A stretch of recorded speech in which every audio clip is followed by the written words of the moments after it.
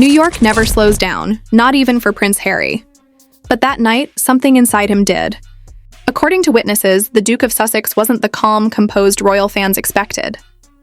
He looked tense, pale, and distant. Moments later, word spread across the venue like wildfire.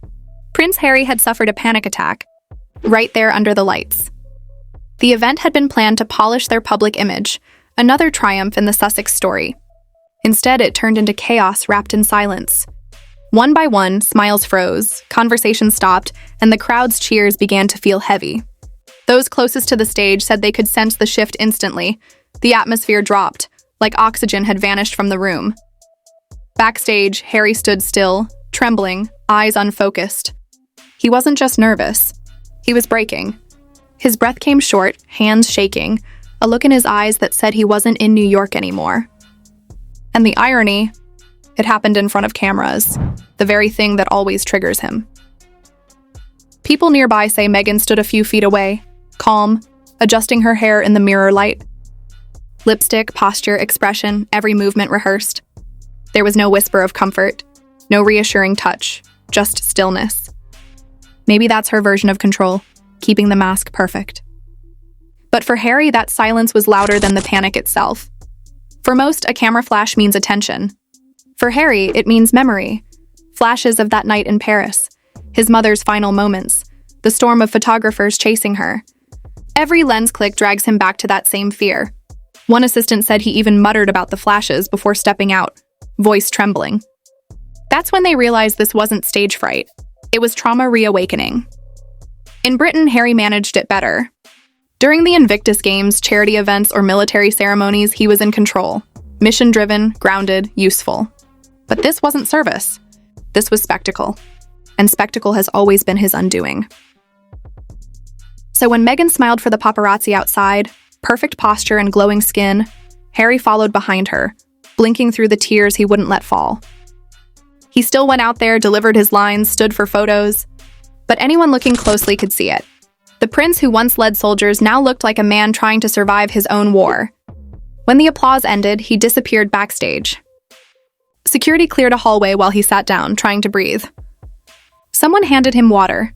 Someone else whispered, "You're okay." But Harry just stared at the ground, as if the floor was the only steady thing left. And Meghan? She went straight to her phone, not to check on him, but to check the lighting in their photos.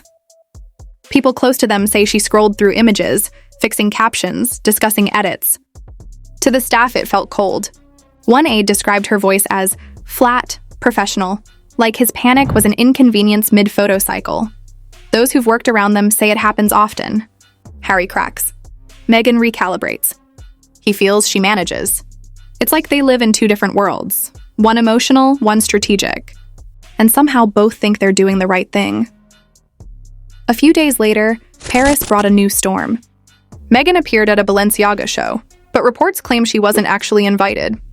The brand later clarified they had a friendly text relationship, a polite way of saying they didn't plan for her to be there.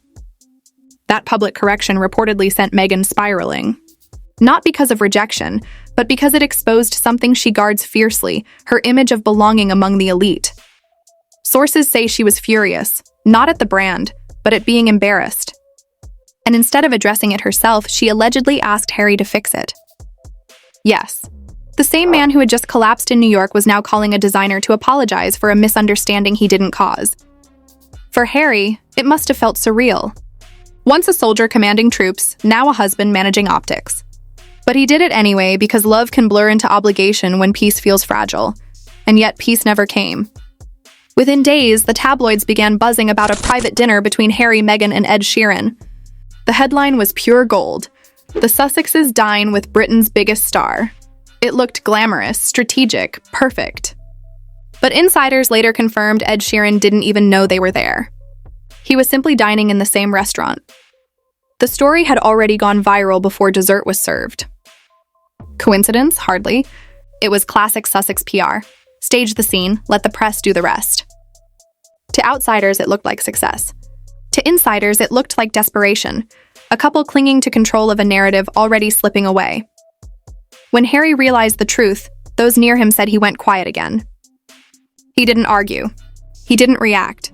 He just sat there, smiling faintly, as the illusion they'd built started to crumble beneath the weight of its own perfection.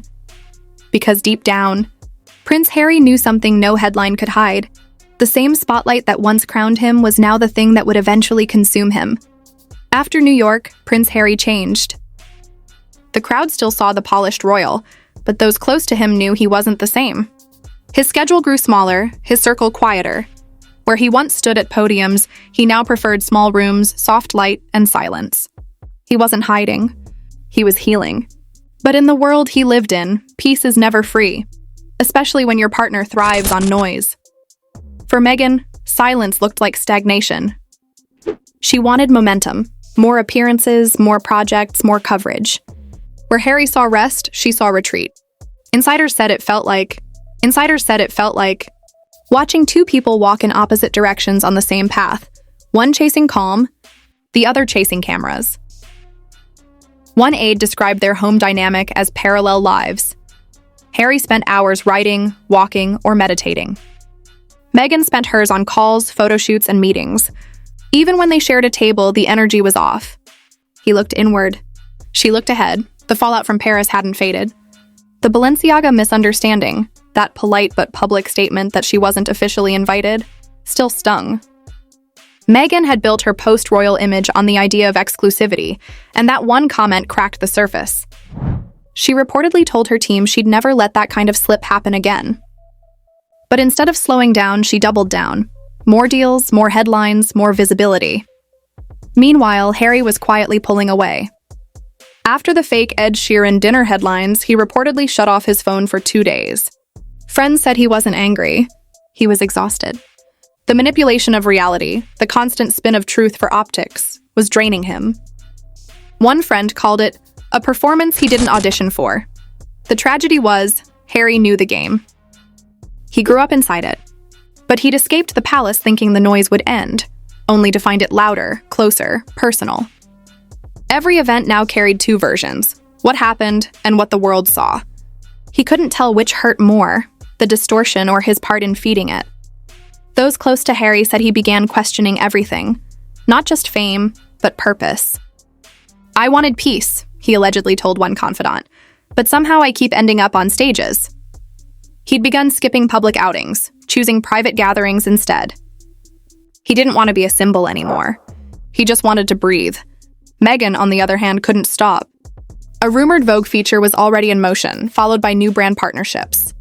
Her reasoning was practical. Staying visible meant staying relevant.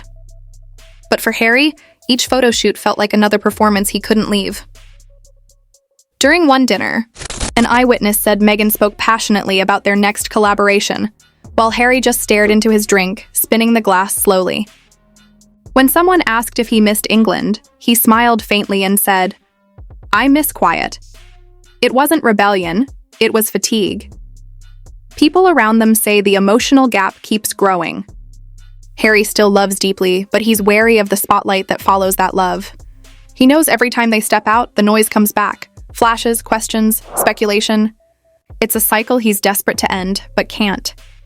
His panic in New York wasn't an isolated moment. It was a symptom, the result of years spent performing under pressure he never asked for. And now it's catching up. Those who've seen him recently say he smiles differently. Slower, forced, like someone remembering how. Meghan continues forward, undeterred. The upcoming features, the social media rollouts, the quiet network of photographers, all still running. To her, every new project is proof that they're thriving. But behind that glossy surface is a man quietly fading from it all. What breaks hearts isn't the distance. It's the inevitability. Prince Harry has always chased meaning, not fame. But the life he built is fueled by the very thing he fears most. Every flash of a camera is a reminder of what fame cost him. Every applause is an echo of loss, and yet he endures it. For love, for duty, for something he still can't name. But people close to him say he's tired. Not defeated, just tired of pretending that strength means smiling. Sometimes, strength is simply surviving the spotlight. Now, while Meghan prepares for her next feature, Harry stays home more often. Fewer cameras, fewer headlines, more walks at dusk. He's learning to live in the quiet, even if the world doesn't understand it. Because maybe freedom for him isn't about stepping onto a stage, It's about stepping away from one. And maybe that's how this story ends. Not with scandal or screaming headlines, but with stillness, the kind that comes when a man finally chooses peace over performance. Because for Prince Harry, the loudest victory might be the day the cameras flash and he's not there to see it.